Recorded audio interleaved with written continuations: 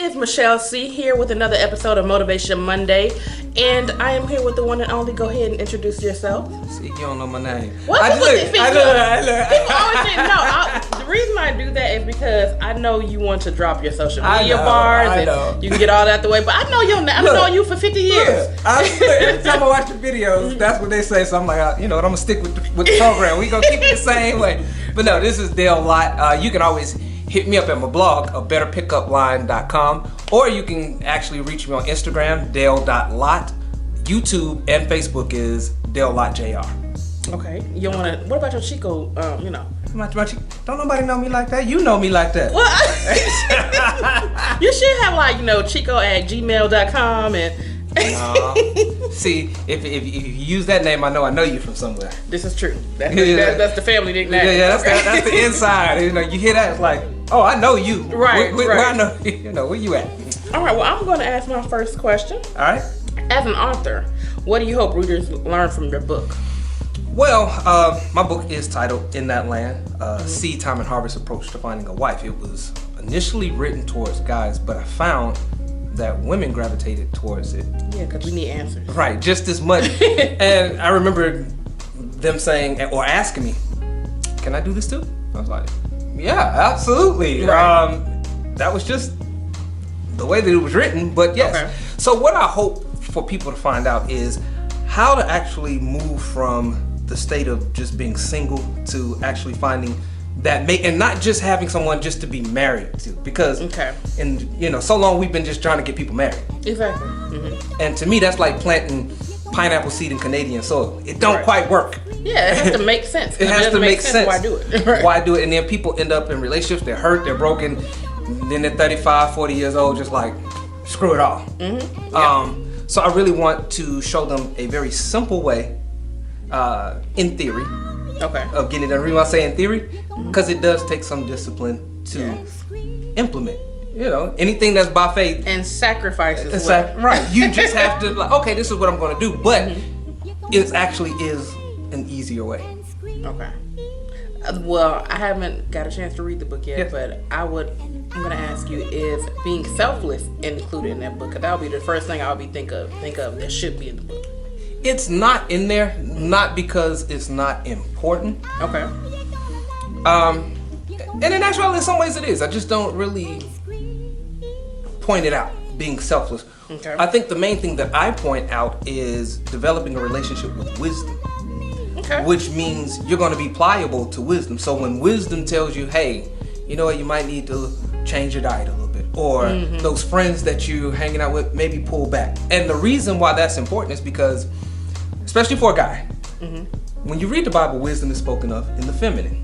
Okay. So therefore, when you meet your wife, the relationship that you have with wisdom is going to determine that relationship that you have with your wife. Meaning, if you're already used to complying and say, okay, cool, well, let's listen to wisdom. Let's then it becomes easier to listen to that person that God brings into your life, because you've already gotten used to valuing wisdom. So now when wisdom speaks with the voice of your wife, right, you recognize it and say, oh, okay, let's versus just flow. You saying, I'm not going to do what you said. Exactly. Right. So selflessness is there, because you do want to walk in love, and you want to marry someone that you love as much as Christ loved the church. Right. So you have to be selfless. Well, I use selflessness in the terms of a lot of times when people bump heads, it's because of their own selfish needs. Oh, absolutely. Absolutely. Selfless not meaning saying give your every waking moment to a person. No. But be fair. If I would do it for you, you should do it for me. A term that I use a lot now is called it's along the same lines, is being gracious.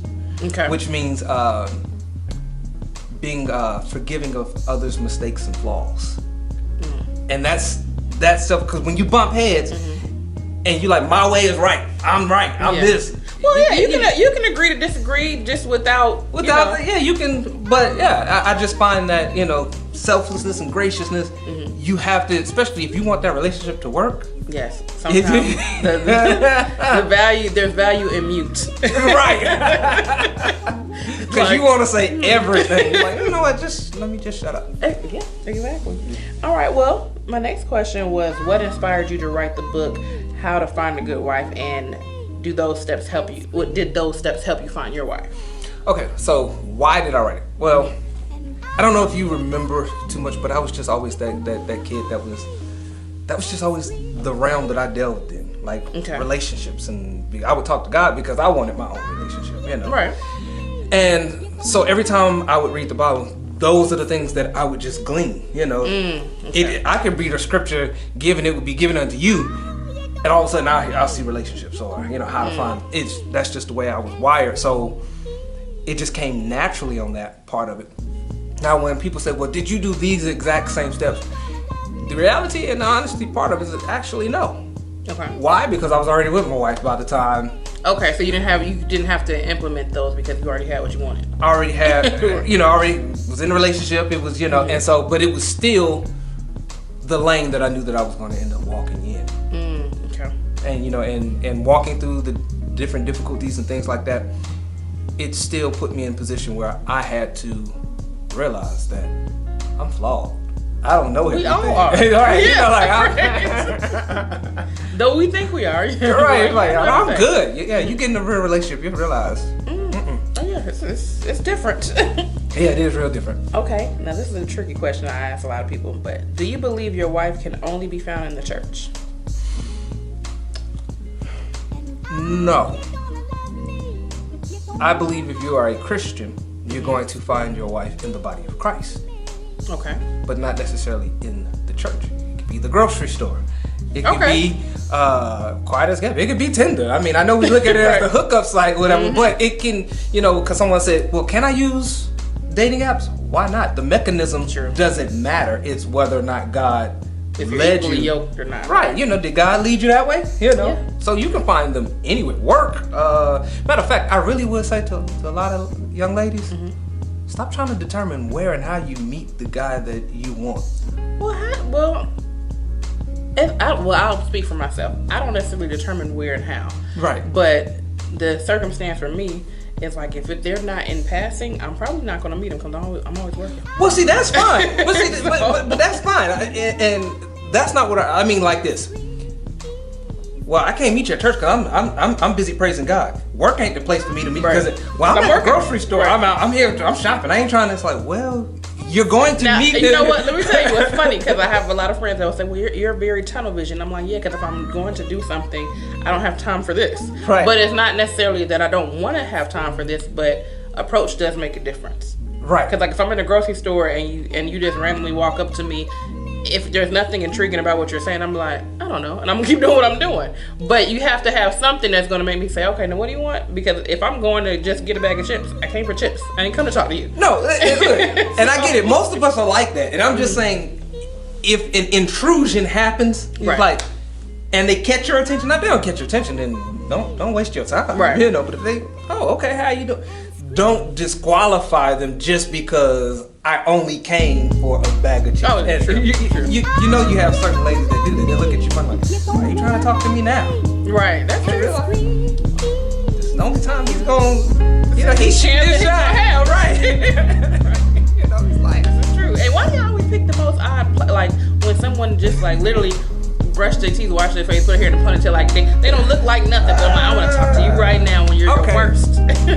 Here is my theory on that. Okay, my theory is I know ladies think that we only like you when you have makeup on, but we actually like. Well, no, that's not what we think. What we're thinking is when we're dressed up, you really don't approach. But when we're more like chilling, that's when you approach. Because you're more approachable. How is it that? Okay, well think about this. You ever see somebody that? Because I know you deal with a lot of entertainers. You see the entertainer and he has on his work face or she has on her work face and she's about it handling business. Right. You may be less inclined to speak to them at that moment. Not me. Not you. Okay. Because I'm like, hey, what's going on? Like, maybe you're just that bold kind of individual. Right. But there is a certain kind of fear factor in being able to approach somebody because there's a 50-50 chance that this can go bad.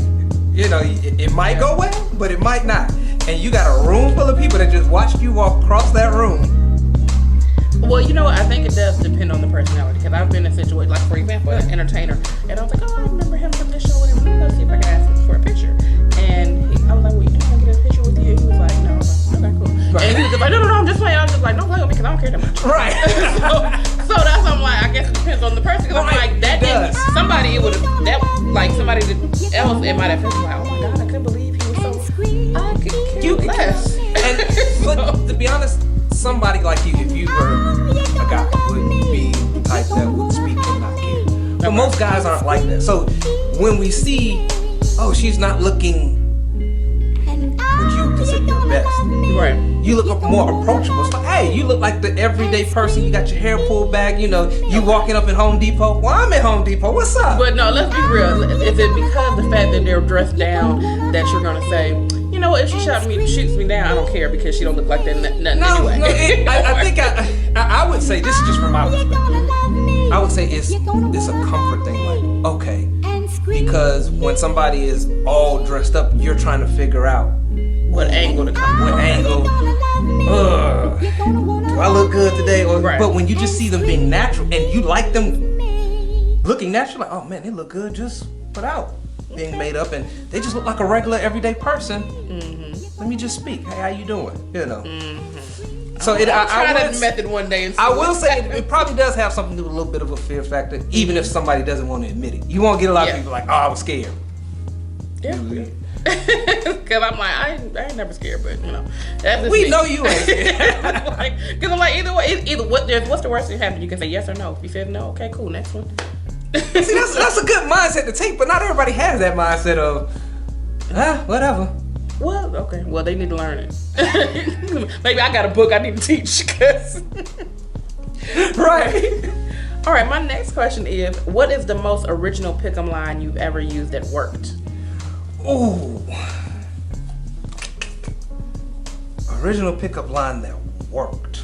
I really never really used pickup lines. Mm-hmm. I had one that I was mad that I wasted. Oh God. It didn't work. Not because she wasn't interested, but it was a twofer. She was already dating somebody. Okay. She was a lesbian. Oh wow. So I wasted it, and again, it's not really a line, but for me, I am the nervous kind. I'm like the fox. I may be nervous, but then I come direct. You see what I'm saying? Right. So for me, it was just I remember walking up to her, and I asked. I said, "Excuse me, would you be offended if I told you that you were beautiful?" Mm-hmm. She was like, "No, not at all." I asked. I said, "Would you be offended if I asked you out?" She was like, "No, not at all." You know, she's like. The only thing though is I was like, oh, I don't, you know. You're like, what's going? I done waste my energy walking over here, you know. So for me, I kind of tend to, you know, like most people will kind of beat around the bush, you know. I won't. One that did work, but I just didn't follow up on it because, you know, I really wasn't that interested. You didn't care, right? I didn't care. I was at an event that my cousin had, and there was a waitress there. And he had all these beautiful women there, and I remember walking up to her while she was working, cleaning up after the end of the event, and I said, you know what? There's a lot of beautiful women here tonight, but I think you're the most beautiful one of them all. And she just stopped, and she was like, oh, thank you. Because, you know, she's just out there just working and, you know, just doing it, and for me to notice her, you know, but again, I just wasn't necessarily trying at that moment to... And you hear my brother back here. And this is why we call it Kandid. This is Kandid, right? Because, you know, anything can happen. Somebody could just randomly knock on the door and come on to the back. Come on back here, man. You might as well, because we are recording right now, sir, and I'm not taking any of this out. I'm not editing anything. What's going on? These candid interruptions. Very candid interruptions. All right. Okay, you done threw us all the way off.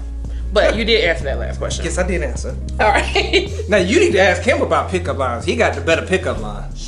Moving right on. All right, so I have the next question. Uh-huh.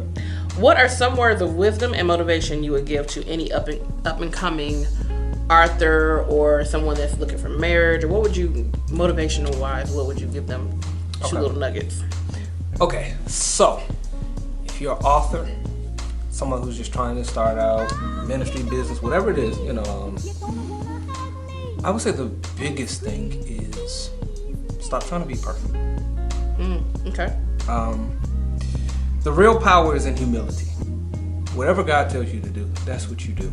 Sometimes we get so wrapped up trying to be perfect, and I'm speaking directly for self, Okay. that it causes us to procrastinate. It causes us to stop doing the thing that God wants, because we look at it as not enough because we're our biggest critic. But it's always more than enough for somebody else. Right. And while you're holding on trying to be perfect, they're missing what you have to give. Right. That you have to They offer. might have needed that one little element from you, and you didn't offer it because it wasn't in the pretty little box. It went in a pretty little box. Now, if you're trying to find that mate, guess what? Stop trying to be perfect. You're never going to be perfect. Again, just be humble. I had a friend who said, I got so much to fix about myself before I can find find a wife. And that's when that word that I just said came up. Just caught me completely off guard. I said, stop trying to be perfect. Power's not in humility, the power's not in perfection, it's in humility. Right. And what that means for a relationship is a lot of times we disqualify our own selves. It's not time. It's not this. I gotta do this. Yeah, I gotta get this car. I gotta get this house. I gotta do it. I gotta get all. And it's like, God knows where you are, and the person that He has for you is gonna be right in process with who you are. But you just gotta be humble. So when He tells you, "Hey, man, don't you want some cheesecake?" Shoot, Oreo, please, thank you. Right. And you're like, why am I going to the Cheesecake Factory? He's trying to lead you somewhere. It'd just be the little small things. Hey, I need you to do this. Hey, I need. What he's doing, he's preparing you for that person. He's trying to put you in the position to actually meet that person. But again, I'm not good enough becomes the biggest hindrance to us finding the person that God has for us. So you got a lot of wisdom on that. A lot of practice and trying to put it in action. You know what? I do have a quick question. Now, I don't know if you watch Love and Hip Hop or anything like that. Okay. But the scenario is, well, I don't even know if you know what the people are. I'm just gonna give you the name. So you know who B2K is, right?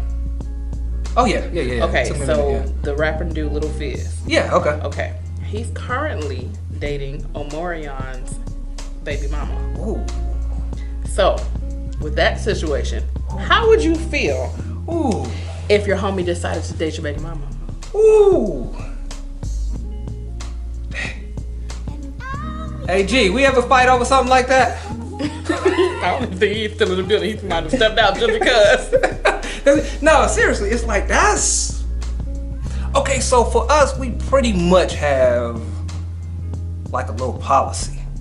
I think, yeah, you should. Bros before, you know. Right. But okay, let's put it this way. In a generic sense. Let's say, for example, because the way the scenario is painted is more so their work together, they're co-workers.